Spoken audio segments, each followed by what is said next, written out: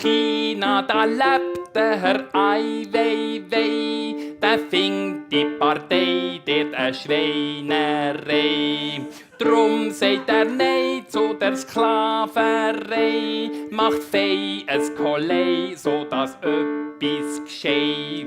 Das stört hingegen der Xi Jinping, das ist ihr Häuptling, dem geht's der Dring. Er ruft den Günstling und sagt dem bring mir geschwing für nes Meeting den Sonderling. Gleich gibt's ein Geschrei, wo die Polizei vorbeikommt im Mai bei dem Ai Weiwei.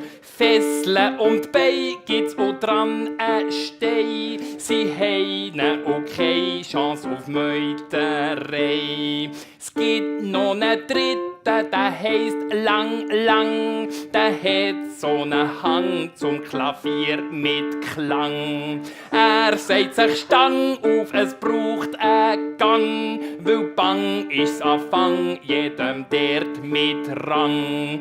Drum geht auf Peking der Lang zum Ping und sagt nach nem Bückling dem zmitz in Gring.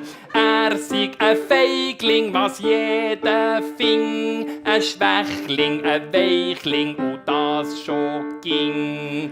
Drauf schaut der Jinping ganz lang zum Lang und sagt im Verstand, das ist mein Drang zum Zwang. Der weiss ich sie fang, der hat kein Gomang, das sieg von Belang, drum droh ihm der Strang.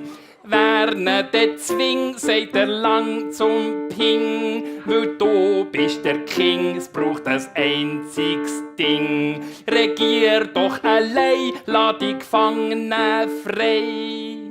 Sie und der Ai Wei, Wei, Wei, hey.